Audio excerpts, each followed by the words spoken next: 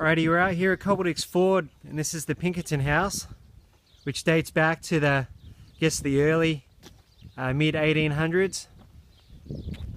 This is the traditional land of the Werribee, but the Staughtons actually had a lot of this area for grazing. And as we know, the Staughtons had large farmhouses in Amesbury, Mount Rothwell and Staunton Vale, the three brothers. The Pinkertons arrived in Australia on the bark Superb in 1839, and they moved into the Keilor area, where in 1848, sadly, they were burnt out. So they moved here to Cobbledicks and lived here for quite a number of years. And a great little story about the Pinkertons, James and Margaret. They're very kind to the local indigenous population, the Werribee.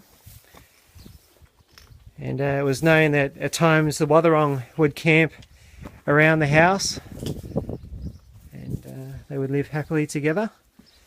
But sadly, with all the grazing, local Werribee people were running out of food. Sadly, they were starving.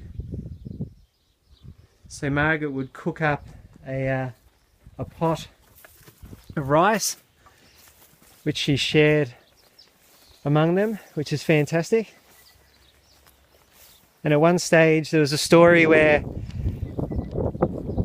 their sundial was stolen, and they asked the local chief if they could have the sundial returned, which was returned promptly.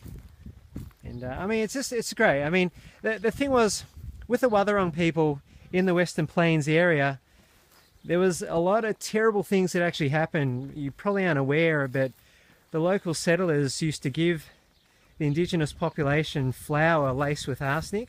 I mean, not all of them, but there's certainly, you know, in all of us there's good and bad. So a lot of the Werribee people sadly were poisoned. I mean, we're talking women, children and the men. And it's really great to hear a positive story, because when you read up about a history locally here, it's not so fantastic. And what else is quite amazing is this is actually the site of the first reported case of foot and mouth disease. Was actually here at the Pinkerton farm. And so there's a fair bit of history in this area.